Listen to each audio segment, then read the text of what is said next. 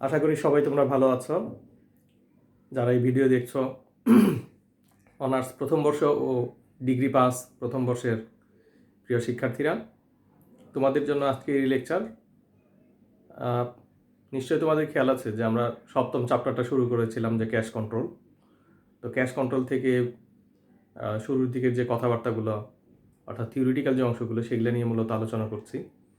তো আজকে আলোচনা করব হচ্ছে ইন্টারনাল কন্ট্রোল, ইন্টারনাল কন্ট্রোলের বৈশিষ্ট্যসমূহ, ইন্টারনাল কন্ট্রোল সিস্টেমের উপাদান এবং এই সংক্রান্ত যে বিষয়বস্তুগুলো সেগুলো মূলত আলোচনা করব।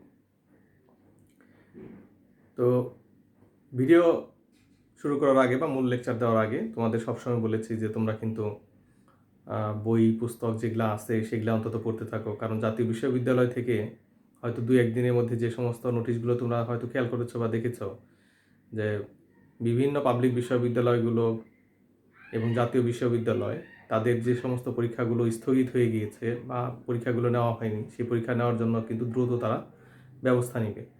তো তোমরা যারা এই যে প্রথম বর্ষে যারা ভর্তি হয়েছিলে, তারা তো আসলে তোমাদের সেশন কিন্তু শেষ, মানে সময় অনুযায়ী সেটিও কিন্তু অতিক্রান্ত হয়ে গেছে। তো এই বন্ধের পরে দেখবে যে শীতকালীন বন্ধ হয়তো শুরু হয়ে যাবে। তোমরা যখন এই ভিডিও দেখবে 15 তারিখ 16 তারিখ থেকেই বন্ধটা শুরু হয়ে যাবে। তো বন্ধ হওয়ার পরে জানুয়ারি 1 তারিখে খুলবে। খোলার পরেই হয়তো আশা করতেছি যে তোমাদের যে সমস্ত পরীক্ষার যে কার্যক্রমগুলো যেগুলো আছে, যেমন ধরো তোমাদের ইনকোর্স পরীক্ষা কিংবা টেস্ট পরীক্ষা, সেগুলো কিন্তু আসলে হয়নি।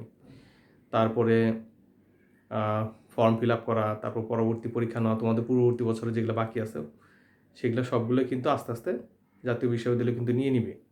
আর আশার কথা হচ্ছে যে বাংলাদেশ কিন্তু চেষ্টা করছে যে জানুয়ারির মাঝামাঝি থেকে যাতে করোনার টিকা প্রয়োগ করা যায়, সেটার জন্য কিন্তু সরকার কিন্তু যথেষ্ট উদ্যোগী। তো সব দিক থেকে খেয়াল রেখে এই জন্য বলছি যে যে কোনো সময় যদি তোমাদের পরীক্ষার সময় চলে আসে বা এই সংক্রান্ত কোনো জরুরি নোটিশ আসে, সেই বা স্বল্প সময়ের মধ্যে নেওয়ার জন্য কিন্তু একটি নির্দেশনা আছে, যাতে একটি পরীক্ষা থেকে আরেকটি পরীক্ষার মাঝখানে মানে বন্ধটা যাতে কম হয়, সেই বিষয়ে কিন্তু নির্দেশনা দেওয়া আছে। তো যদি পরীক্ষা হয়ে যায় সেই ক্ষেত্রে তোমাদের কিন্তু প্রস্তুতি নেওয়া খুবই জরুরি। এই কারণে লেকচার দেওয়ার সময় কিন্তু বলে দিই যে তোমরা নিয়মিত একটু লেখাপড়া করো, কারণ পরীক্ষায় কী অবস্থা হবে, কখন হবে, হুট করেও যদি বলে দেয়, হুট করে তো আসলে বলবে না, জাতীয় বিশ্ববিদ্যালয় বা ইউজিসির কিছু নির্দেশনা আছে যে কতদিন আগে একটি পাবলিক পরীক্ষা নেওয়ার আগে নোটিশ করতে হয় বা রুটিন দিতে হয়, সেগুলো জাতীয় বিশ্ববিদ্যালয় করবে। কিন্তু তোমরা আপাতত প্রস্তুতি নিতে থাকো, তারপরে যখন জাতীয় বিশ্ববিদ্যালয় সিদ্ধান্ত নেয় সেই অনুযায়ী তো তোমরা পরীক্ষা দিবে। তো যাই হোক, ইন্টারনাল কন্ট্রোল সিস্টেম নিয়ে একটু কথা বলি। এই যে ইন্টারনাল শব্দের অর্থ হচ্ছে অভ্যন্তরীণ। অভ্যন্তরীণ এটাকে আমরা যদি আরেকটু বিশ্লেষণ করি তাহলে ভেতরকার। তাহলে কোনো প্রতিষ্ঠান তার নিজস্ব যে এই যে প্রতিষ্ঠান চালনার ক্ষেত্রে বা উদ্দেশ্য অর্জনের ক্ষেত্রে যে সমস্ত বিষয়বস্তুগুলোকে তারা গুরুত্ব দিয়ে পালন করে থাকে, সেগুলাকেই কিন্তু আমরা অভ্যন্তরীণ নিয়ন্ত্রণ বলে থাকি। এই ক্ষেত্রে হয়তো আমরা আরও অনেক বলতে পারি, যে যেমন ধরো প্রতিষ্ঠানের এই মুনাফা অর্জন বা লক্ষ্য অর্জনের জন্য সে যদি তার পরিচালক, তার যে কর্মী বাহিনী বা তার হিসাবরক্ষণ যে ব্যবস্থা, অর্থাৎ টপ টু বটম এই সমস্ত বিষয়গুলোকে যদি সে একটি নির্দিষ্ট কলাকৌশলের মধ্যে নিয়ে আসে বা নিয়ম নীতির মধ্যে যদি নিয়ে আসে, কেন নিয়ে আসবে? চুরি, জালিয়াতি, প্রতারণা, এগুলা সবগুলোকে বন্ধ করার জন্য এবং সামগ্রিকভাবে তো বললাম উদ্দেশ্য অর্জনের জন্য যে ব্যবস্থাটা নিয়ে থাকে, সেটাকে আমরা অভ্যন্তরীণ নিয়ন্ত্রণ বলি। কোনো ব্যবসায় প্রতিষ্ঠানের হিসাবরক্ষণ ব্যবস্থা এমন হওয়া উচিত যাতে তার মালিক, তারপরে ব্যবস্থাপক বা ম্যানেজার বা এর সাথে সম্পৃক্ত যে সমস্ত পক্ষসমূহ আছে, তাদের এই যে সময় মতন এবং নির্ভরযোগ্য থেকে প্রাসঙ্গিক এবং অনিচ্ছাকৃত ভুল ও ইচ্ছাকৃত অনিয়ম মুক্ত বিশুদ্ধ যে আর্থিক তথ্য পেতে পারে, এবং এ ধরনের ব্যবস্থাটি যাতে প্রতিষ্ঠানের সম্পদগুলোকে চুরি, ডাকাতি কিংবা অনিয়ম থেকে রক্ষা করতে পারে বা অননুমোদিত ব্যবহারযোগ্যকে রোধ করতে পারে, কার্যকর যে পদ্ধতি বা নিরাপত্তামূলক যে ব্যবস্থা গ্রহণ করে, সেটাই আসলে মূলত প্রতিষ্ঠানের অভ্যন্তরীণ নিয়ন্ত্রণ ব্যবস্থা। কোনো প্রতিষ্ঠানের যে প্রধান যে উদ্দেশ্য থাকে, ধরো কোনো কোম্পানি প্রতিষ্ঠার নির্দিষ্ট উদ্দেশ্যগুলি অর্জনের নিশ্চয়তা প্রদানের জন্য যে সমস্ত পলিসি বা নীতি নির্ধারণ করা হয় বা পদ্ধতির যে প্রবর্তন করা হয়, এই সমস্ত বিষয়গুলোকে আভ্যন্তরীণ নিয়ন্ত্রণ কাঠামো নিয়েই কিন্তু গঠিত হয়। আভ্যন্তরীণ নিয়ন্ত্রণের যে কাঠামো, সেগুলোকে নিয়ে কিন্তু গঠিত হয়ে থাকে। তো অভ্যন্তরীণ নিয়ন্ত্রণ কিন্তু একটা খুব বেশি জটিল কোনো পদ্ধতি না। আসলে প্রতিষ্ঠানকে কি করতে হয়, প্রতিষ্ঠানকে তার নিজস্ব কিছু পলিসি অ্যাডাপ্ট করতে হয়। অর্থাৎ তুমি যদি একটা ধরো তোমার মুদির দোকান যদি থাকে, কথার কথা সবচেয়ে ছোট যদি আমরা উদাহরণ দিই, যে তোমার একটা মুদির দোকান আছে, তুমি নিজেই মালিক, নিজেই বসো, নিজেই অ্যাকাউন্টেন্ট, নিজেই কর্মচারী, নিজেই সব। এখন ধরো কোনো কারণে যদি তোমার এরকম প্রয়োজন হয় যে তুমি কাউকে বসায় রেখে চলে গেলে, অথবা 2-1 দিন তুমি ছুটিতে বাইরে যাবে, তো এই মুহূর্তে দোকান বন্ধ না রেখে যদি দায়িত্বপ্রাপ্ত কাউকে দিয়ে যাও, তাহলে তোমাকে কি করতে হবে? তোমাকে নিশ্চয়ই একটা পলিসি অ্যাডপ্ট করতে হবে যে আমি যে সময়টা থাকবো না, সেই সময়টা কিভাবে ব্যবসা প্রতিষ্ঠানটা পরিচালিত হবে, এবং যাতে তোমার কাস্টমাররা তোমার কাছ থেকে সরে না গিয়ে অন্য কোনো দোকান থেকে যাতে পণ্য না কিনে, এবং যথাযথ যাতে মুনাফা অর্জন হয়, অর্থাৎ তোমার উদ্দেশ্য যাতে সাধিত হয়। তো তুমি কি করতে পারো, যে তুমি এখন তো মডার্ন হয়ে গেছে, অনেক জিনিসই আধুনিকায়ন হয়েছে, প্রযুক্তির উৎকর্ষ সাধন হয়ে গেছে। তুমি এমন করতে পারো যে তোমার দোকানে তুমি একটা সিসি ক্যামেরা, মানে ওয়াইফাই যুক্ত একটা সিসি ক্যামেরা তুমি হয়তো দিয়ে গেলে, যেটা তুমি যেখানে গিয়েছো সেখানে তুমি মোবাইল থেকে তোমার দোকানের অবস্থা, সার্বিক সারাদিনে কী কী লেনদেন হয়েছে, সেগুলো সম্পর্কে তুমি অবগত হতে পারো। এটাও কিন্তু এক ধরনের নিয়ন্ত্রণ করা, যে তুমি তোমার নিজস্ব কী কলা কৌশলগুলোকে তুমি প্রয়োগ করবে, এই কলা কৌশলগুলোই কিন্তু মূলত অভ্যন্তরীণ নিয়ন্ত্রণ। আসলে আমরা পড়ছি কি নগদ নিয়ন্ত্রণ। তো নগদ নিয়ন্ত্রণের মধ্যে আসলে অভ্যন্তরীণ নিয়ন্ত্রণের একটি ব্যবস্থা হচ্ছে এই নগদ নিয়ন্ত্রণ। এই কারণে আমরা কিন্তু অভ্যন্তরীণ নিয়ন্ত্রণ নিয়ে অনেক কথা বলছি, অনেক আলোচনা কিন্তু করছি। তো যাই হোক, এখন এই যে সংজ্ঞাগুলো বললাম বা এতক্ষণ যে আলোচনাগুলো করলাম, তার মধ্যে থেকেই আমরা যদি একটু দেখার চেষ্টা করি যে অভ্যন্তরীণ নিয়ন্ত্রণ ব্যবস্থার যে বৈশিষ্ট্যগুলো, সেগুলো কি কি। আমি এক কথায় মানে সম্পূর্ণ বিশ্লেষণ করছি না, এগুলো তোমাদের হয়তো বললেই বা বইয়ের মধ্যে আছে, আমি একটু বই থেকেই তোমাদেরকে শোনাচ্ছি যে সেই সমস্ত বৈশিষ্ট্যগুলো 7-8টা বৈশিষ্ট্য আছে। এর মধ্যে হচ্ছে দায়িত্ব অর্পণ, যোগ্যতা সম্পন্ন ব্যক্তি কর্মচারী নিয়োগ, কর্মবিভাজন, হিসাব রক্ষণের দায়িত্ব এবং সম্পদ জিম্মাদারির দায়িত্ব পৃথকীকরণ, পর্যাপ্ত হিসাব রেকর্ড এবং সহায়ক অফিস সরঞ্জাম, কর্মচারীর পদ আবর্তন, অভ্যন্তরীণ নিরীক্ষা এবং সম্পদের দৈহিক নিরাপত্তা। এগুলো প্রত্যেকটাই বৈশিষ্ট্য কিন্তু, যে এই যে যেগুলা এতক্ষণ তোমরা যে বৈশিষ্ট্যগুলো শুনলে, তো এই বৈশিষ্ট্যগুলো মূলত অভ্যন্তরীণ নিয়ন্ত্রণের মধ্যে অবশ্যই এই উদ্দেশ্যগুলো কিন্তু থাকতে হবে। এই যে এই বৈশিষ্ট্যগুলোকে যুক্ত করতে হবে, যে তুমি কেন এই অভ্যন্তরীণ নিয়ন্ত্রণ করবে, অভ্যন্তরীণ নিয়ন্ত্রণের মধ্যে এই বৈশিষ্ট্যগুলোকে যাতে ফলপ্রসূ হয়, যে তুমি যাতে অবহেলা না করো।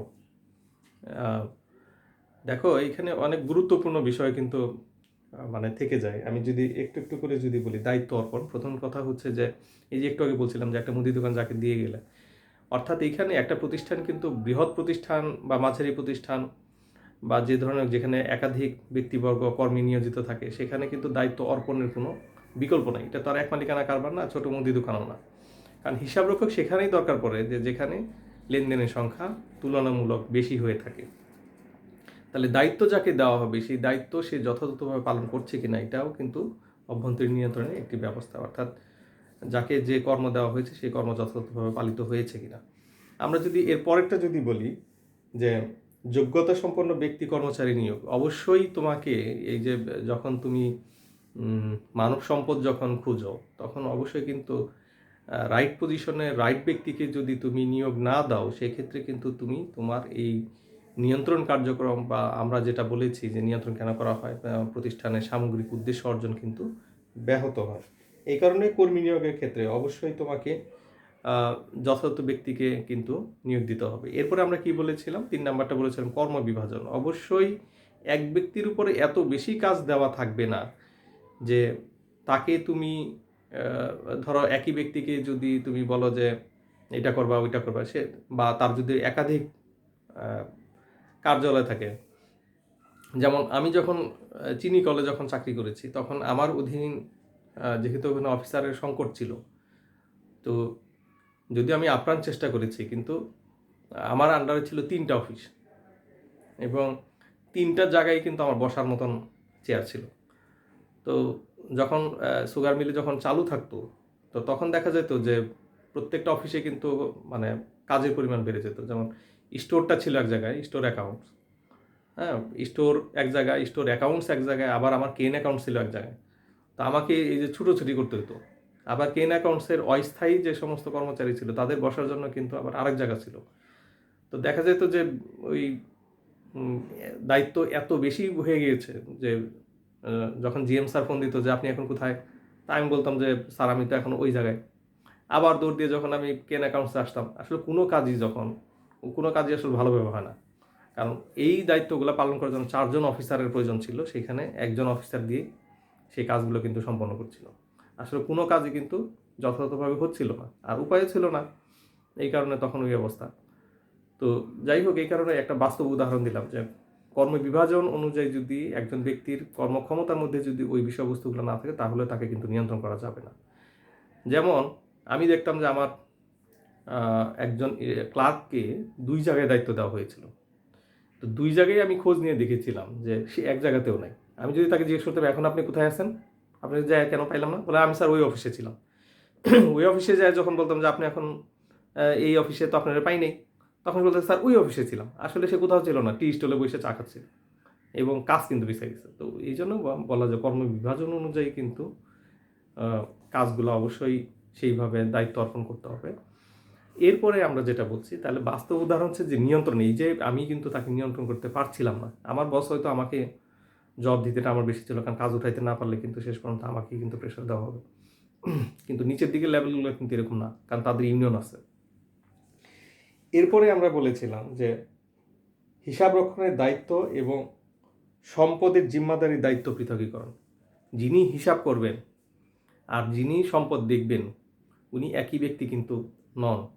এটা অবশ্য আমি ওই যে তোমাদের উদাহরণ হিসেবে বারবার বলছি যে যেহেতু আমি ফ্যাক্টরিতে চাকরি করেছি, ধরো মিলের ভিতরে যে সমস্ত যন্ত্রাংশ বা কলকবজা বা মেশিনারি আছে, সেগুলো কিন্তু ওই মিলের যে আলাদা ডিভিশন আছে, ওখানে ফ্যাক্টরি ডিভিশন, তাদের আন্ডারে কিন্তু হিসাবগুলো কিন্তু রাখা হয় হিসাবের মাধ্যমে, এবং বছরে কত টাকা অবচয়, ওই সম্পদে এখন বুক ভ্যালু কত, এই যে পৃথকীকরণ, এই ব্যবস্থাটা কিন্তু আভ্যন্তরীণ নিয়ন্ত্রণের কিন্তু, বা আমার কাছে যদি যথাযথ হিসাব থাকে তাহলে আমি কিন্তু বলতে পারবো যে এতগুলো ট্রাক্টর ছিল, এতগুলো ট্রলি ছিল, এতগুলো এখন অবশিষ্ট আছে। তারপর ফিজিক্যালি যখন গণনা করা হবে, যার কাছে দায়িত্ব ছিল গ্যারেজ ডিপার্টমেন্টের, ওরা কিন্তু তখন যথাযথ হিসাব কিন্তু বুঝাই দিবে। হ্যাঁ, তা না হলে কিন্তু এই যে দেখা যাবে যে ফ্যাক্টরি থেকে তোমার একটা ফ্যান খুলে নিয়ে বাসায় নিয়ে লাগাই রাখছে। তো মানুষ তো সবসময় তো 100% সৎ না। তো এই কারণে দেখা যায় যে তাকে নিয়ন্ত্রণ করার জন্য এই সমস্ত ব্যবস্থা কিন্তু থাকতে হয়, যে সম্পদ এবং হিসাব রক্ষণের দায়িত্বগুলো যাতে আলাদা হয়।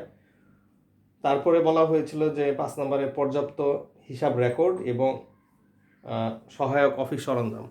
অর্থাৎ সহায়ক অফিস সরঞ্জাম বলতে হিসাব করতে গেলে কিন্তু সহায়ক অফিস সরঞ্জাম যে সমস্ত জিনিসগুলো দরকার পড়ে, যেমন ক্যালকুলেটর, কম্পিউটার বা যেহেতু সফটওয়্যার, সেগুলো কিন্তু সবগুলো কিন্তু থাকতে হবে নিয়ন্ত্রণ করার জন্য।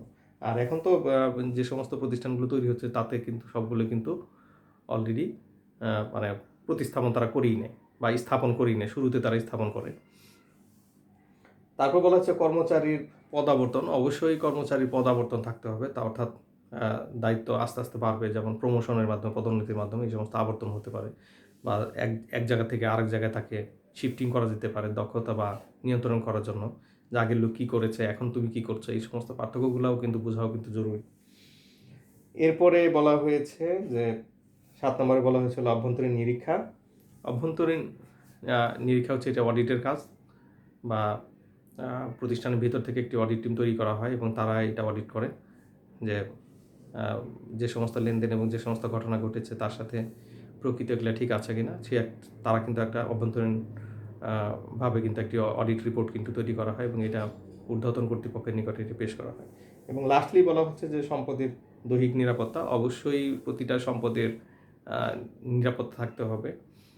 আর যখনই কাউকে দায়িত্ব দেওয়া হয় তখনই অবশ্যই সম্পদগুলো যাতে যথাযথ থাকে, ঠিক মতন থাকে, অভ্যন্তরীণ নিয়ন্ত্রণ সেই দিকেও কিন্তু চোখ রাখতে হয়, যে যারা এটা পলিসিগুলো অ্যাডাপ্ট করে ম্যানেজমেন্টে যারাই থাকুক তাদের কিন্তু এই বিষয়গুলো কিন্তু মাথায় নিয়েই করতে হয় যে যাকে যেখানে দায়িত্ব দেওয়া হচ্ছে সে যথাযথভাবে পালন করবে এবং প্রতিষ্ঠানের সম্পদগুলোকে যথাযথভাবে সংরক্ষিত করবে বা রক্ষণাবেক্ষণ করবে বা রক্ষা করবে এবং অযাচিত কোনো ক্ষয়ক্ষতি থেকে সেগুলোকে কিন্তু রোধ করবে বা রক্ষা করার চেষ্টা করবে।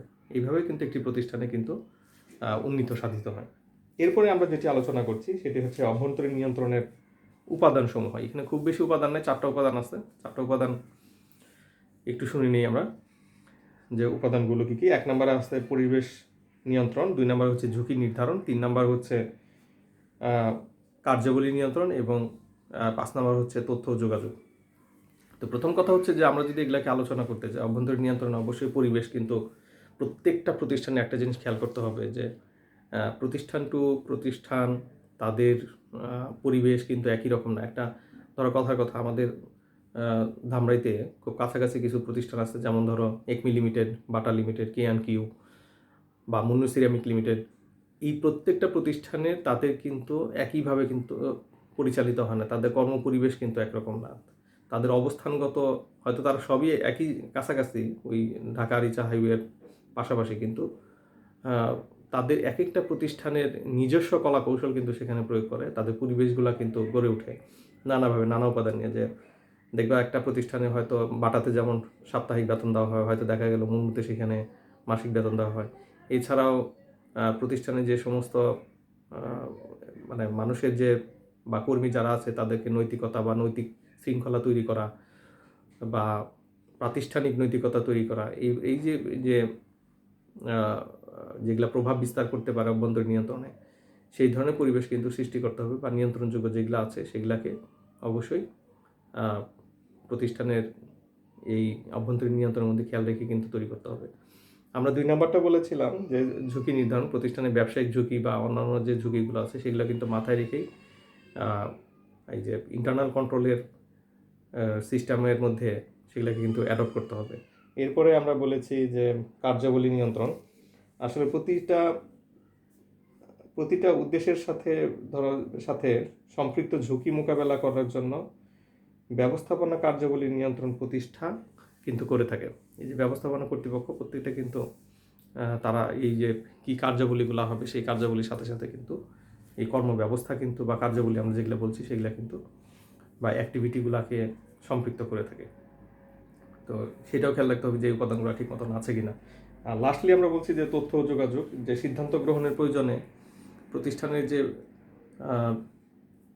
বিভিন্ন সময় যে সিদ্ধান্ত নেয় ঊর্ধ্বতন কর্তৃপক্ষ, সেইখানেও যাতে এই অভ্যন্তরীণ নিয়ন্ত্রণের কলাকৌশলগুলোকে যথাযথভাবে প্রয়োগ এবং তথ্য সন্নিবেশিত বা তথ্যগুলোকে ছড়িয়ে দেওয়া কিংবা প্রতিষ্ঠানের উদ্দেশ্য ঠিক রেখে সব কিছুকে নীতি নির্ধারণ করে সেই উপাদানগুলোও কিন্তু রাখতে হয় এবং খেয়াল রাখতে হয় যখন সেট আপ করা হয় এই ইন্টারনাল কন্ট্রোল সিস্টেমকে। তো যাই হোক, আজকের এই লেকচার এখানেই শেষ করতে যাচ্ছি। এই বিষয়গুলো তোমরা একটু খেয়াল রাখলেই চলবে, কারণ এই থিওরিটিক্যাল অংশগুলো একটু কমই আসে, কিন্তু মেন দরকার পড়ে যখন তুমি প্রতিষ্ঠানে চাকরি করবে তখন কিন্তু তোমার এই যে অ্যাকাউন্টসের যে শৃঙ্খলা, অ্যাকাউন্টসের যে নিয়মকানুন সেগুলো কিন্তু জানতে হবে। এই কারণেই আসলে তোমাদের এই বিষয় সম্পর্কে বিস্তারিত আলোচনা করা। তা না হলে আমি যেটা করতাম সেটা হচ্ছে যে ক্যাশ কন্ট্রোল ডাইরেক্ট সরাসরি ওখানে আলোচনা করে অঙ্ক শিখাই দিয়ে কিন্তু শেষ করে দিতাম।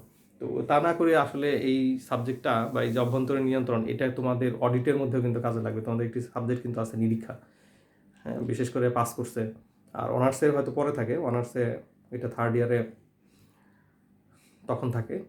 তো আগেই যদি তোমার জানা থাকে তোমার কিন্তু পড়াটা সহজ হয়ে যাবে। তো যাই হোক, তোমরা পরবর্তী লেকচার দেওয়ার আগ পর্যন্ত ভালো থাকবে।